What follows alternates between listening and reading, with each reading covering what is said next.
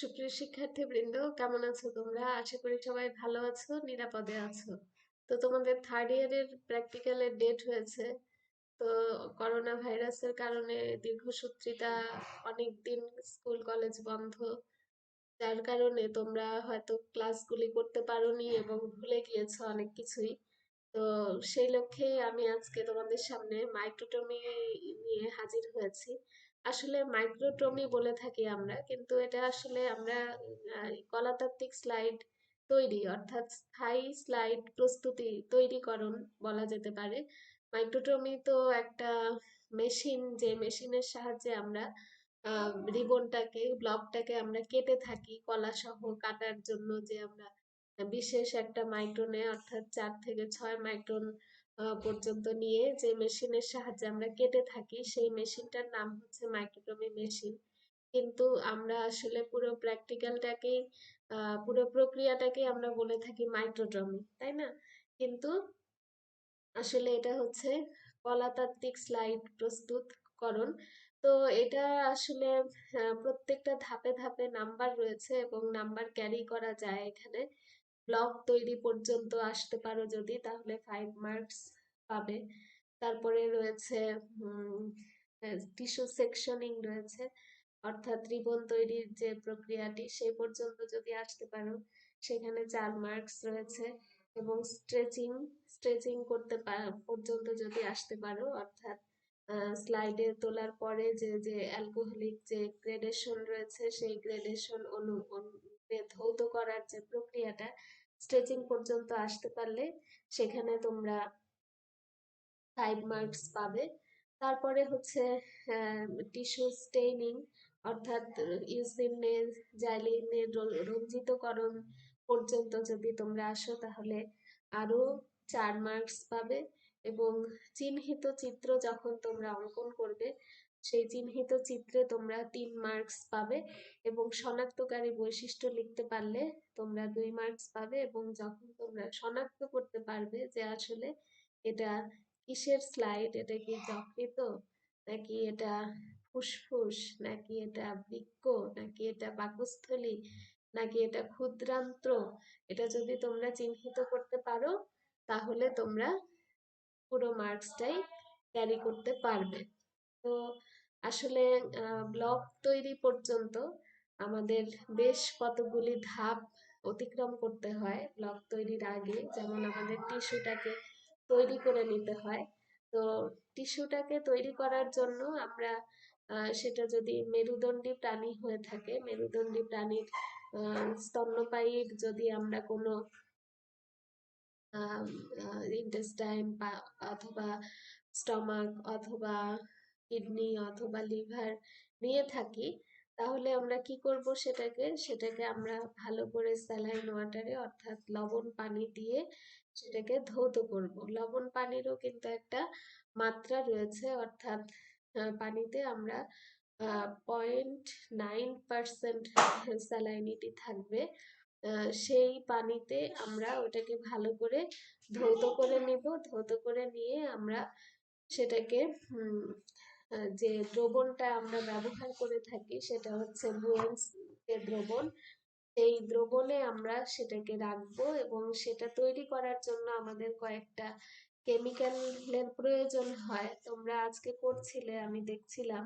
তো সেই কেমিক্যালের মধ্যে আমরা পিক্রিক অ্যাসিড রয়েছে, ফর্মালডিহাইড রয়েছে, আর রয়েছে হচ্ছে গ্লেসিয়াল অ্যাসিটিক অ্যাসিড। তো এই জিনিসগুলির সহযোগে আমরা করতে পারি, এই জিনিসগুলির সহযোগে আমরা টিস্যুটাকে প্রিজার্ভ করতে পারি। টিস্যুটাকে আমরা প্রায় 18 থেকে 22 ঘন্টার মতো রেখে দিব। 12 থেকে 18 ঘন্টা, অথবা বুয়েন্স ফ্লুইডে আমরা 12 থেকে 28 ঘন্টা পর্যন্ত আমরা এটাকে রেখে দিতে পারি। তাহলে বুয়েন্স ফ্লুইডটা আমাদের তৈরি হচ্ছে 3টা কেমিক্যাল নিয়ে। সেই কেমিক্যালগুলি কিন্তু আগে থেকেই রেডি করে রাখতে হবে। আমাদের উন্নত ল্যাব ফ্যাসিলিটিস নাই এখন। তো আসলে যে কলেজগুলিতে অনার্স পড়ানো হয়, অনেক সময় দেখা যায় যে সবগুলি কেমিক্যাল সাপোর্ট দেয়া অনেক ক্ষেত্রে সম্ভব হয়ে ওঠে না। কিন্তু তারপরেও আমাদের ল্যাবে পিকনিক অ্যাসিড, ফর্মালডিহাইড রয়েছে, গ্লেসিয়াল অ্যাসিটিক অ্যাসিডও আজকে সংগ্রহ করা হয়েছে।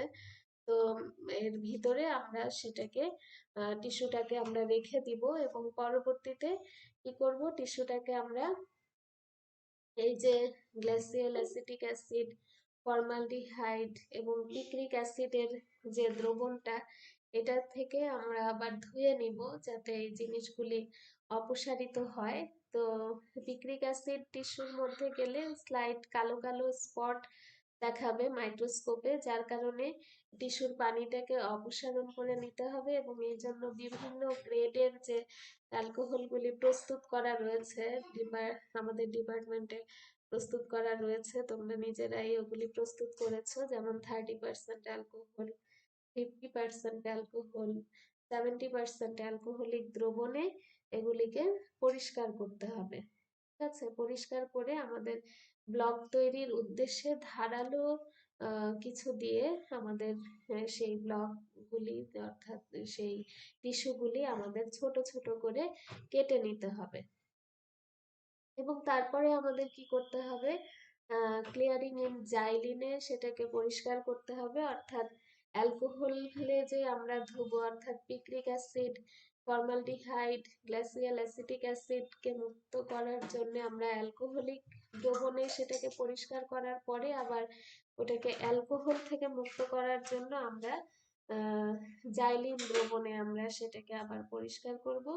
15 মিনিট আমরা জাইলিন দ্রবণে পরিষ্কার করতে হবে এবং একটু খেয়াল রাখতে হবে আমরা একটা স্টপ ওয়াচ সাথে নিয়ে নিতে পারি, স্টপ ওয়াচ সাথে নিয়ে আমরা এটা করতে পারি। এবং যদি 15 মিনিটের বেশি হয়ে যায় তাহলে আবার টিস্যুগুলি ভেঙে যেতে পারে। তো সেদিক সেদিকে আমাদের একটু লক্ষ্য রাখতে হবে, একটা স্টপ ওয়াচ রাখতে হবে।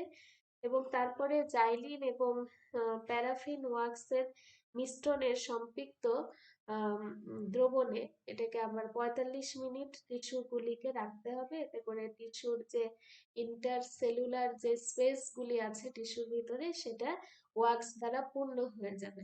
তাহলে মানে টিস্যুটা বেশ সলিড হবে আর কি, সেটা পরিপূর্ণ হয়ে যাবে।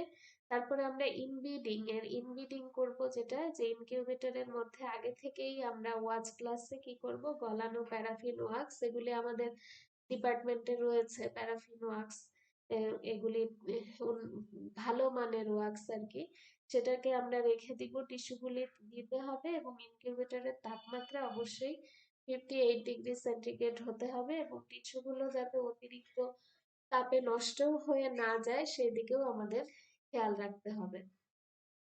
তো এইভাবে আমরা ব্লক প্রিপারেশন করব, খেয়াল রাখতে হবে যে ব্লকের মধ্যে কোনো রকম এয়ার বাবল না থাকে, ব্লকটা যাতে সলিড হয়, এগুলি আমাদের খেয়াল রাখতে হবে। তো আসো আমরা ভিডিওর মাধ্যমে বিষয়টা একটু দেখার চেষ্টা করি যে উন্নত ল্যাব ফ্যাসিলিটিস যারা পায় তারা আসলে কিভাবে কাজটা সম্পাদন করে থাকে, এটা আমরা একটু দেখার চেষ্টা করি। হ্যাঁ, আসো।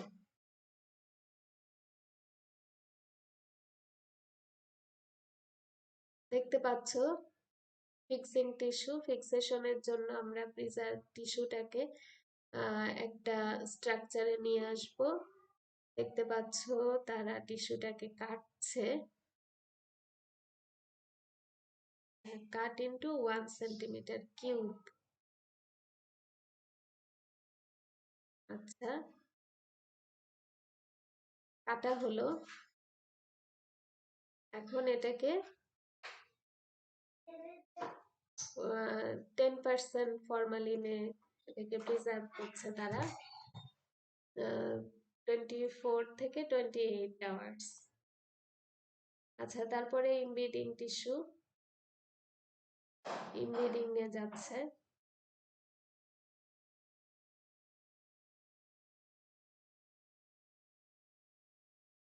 আমরা টিস্যুটাকে ফিক্সেশনের পরে কি করেছিলাম, আমাদের কাজের সাথে আমরা এটা একটু মিলিয়ে দেখব।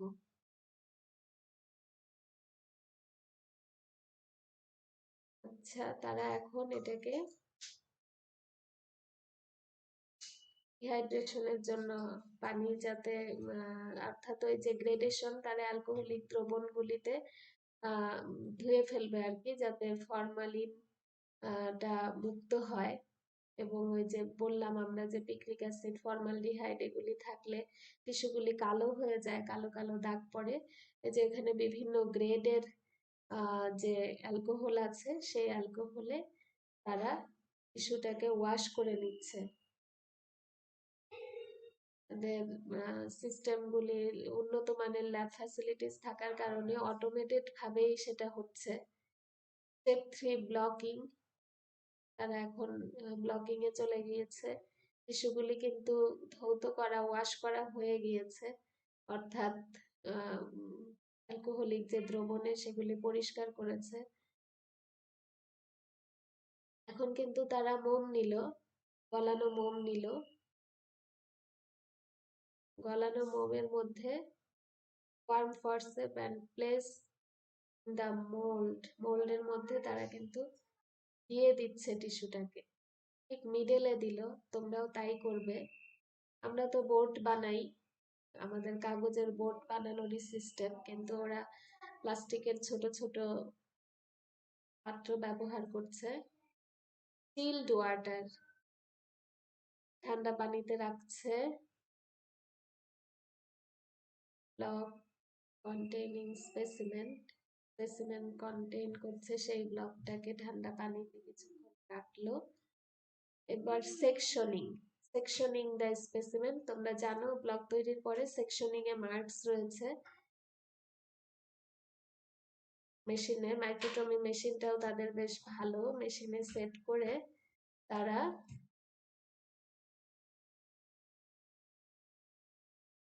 সেকশন করে নিচ্ছে। রিবন পেয়ে গিয়েছে, রিবনটাকে তারা ওয়ার্মড ওয়াটার, হালকা গরম পানিতে রাখছে। সেটা আমরাও রাখি, আমরা স্লাইডে উঠাচ্ছি। আচ্ছা, এখন দেখতে পাচ্ছ এটাকে শুকানোর জন্য, পানিটাকে শুকানোর জন্য, স্টেইনিং এর জন্য এখন রেডি। স্টেইনিং এটাও খুব মজার ভাবেই তারা করবে, তাদের সব পাত্র ঠিক করা আছে। ফ্রোজেন সেকশনিং, তাপমাত্রাটা কত দিচ্ছে একটু খেয়াল করো, -35। Frozen সেকশনিং,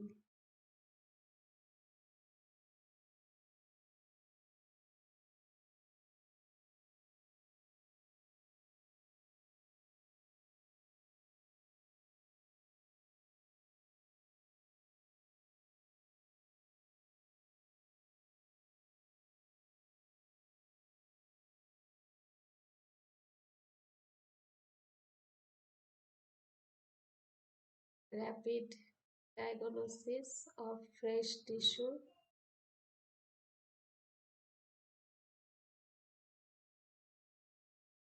basic staining technique। এখন তারা বেসিক স্টেইনিং এর যে টেকনিকটা সেটা শিখিয়ে দিচ্ছে। ওরা ওইভাবে ফ্রোজেনের পরে তারা স্লাইড তৈরি করে ফেলেছিল, কিন্তু আসলে আমরা স্টেইনিংটা কিভাবে করব। স্টেপ 1, এটা বেসিক প্রিপারেশন, যে আমরা স্লাইডটা নিয়েছিলাম সেটাকে তারা ট্যাপ ওয়াটারে ধুয়ে নিল। স্টেপ 2,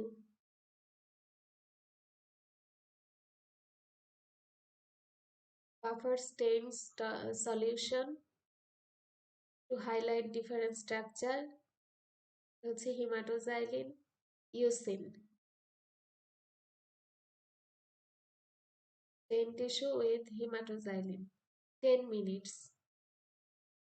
স্টপওয়াচ ধরে কাজ করছে, স্টপওয়াচ ধরে কাজ করলে কিন্তু সুবিধা হয়, টাইম উল্টাপাল্টা হওয়ার ভয় থাকে না। এই কাজটা তোমরা করবে।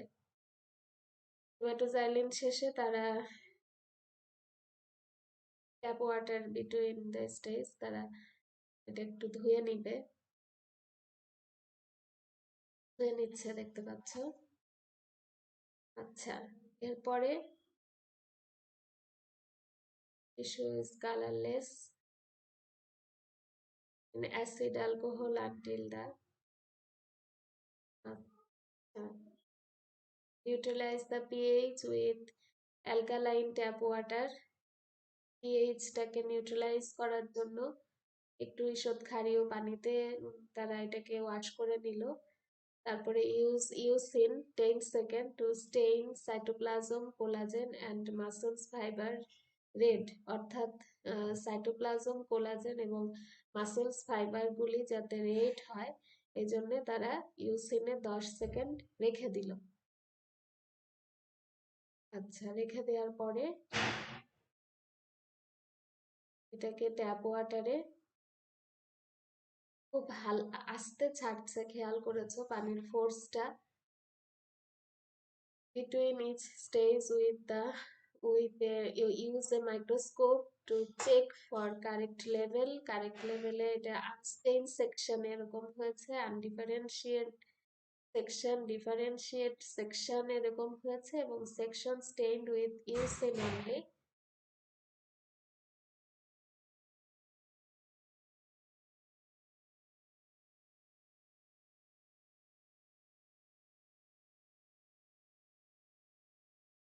Staining পানিতে, ঠান্ডা পানিতে এটাকে ধুয়ে নিল।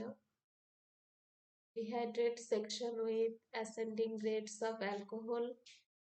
অ্যালকোহলিক গ্রেডে এটাকে ডিহাইড্রেট, মানে অ্যালকোহলটাকে ডিহাইড্রেট করে নিচ্ছে।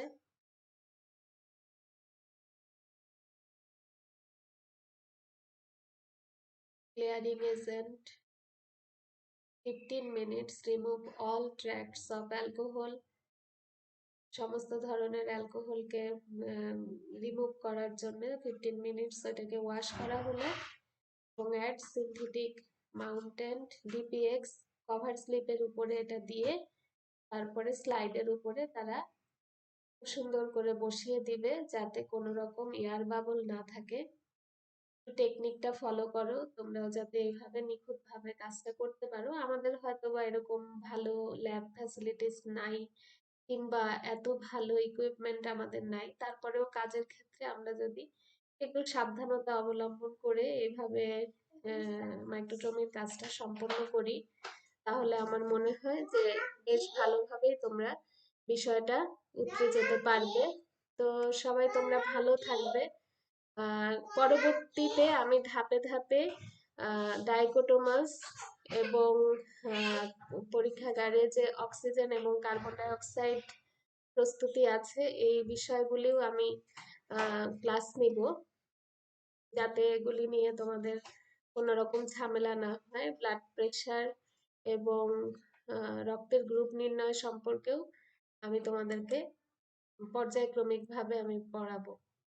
তো তোমরা সবাই ভালো থাকো, সবার শুভকামনায়। আল্লাহ।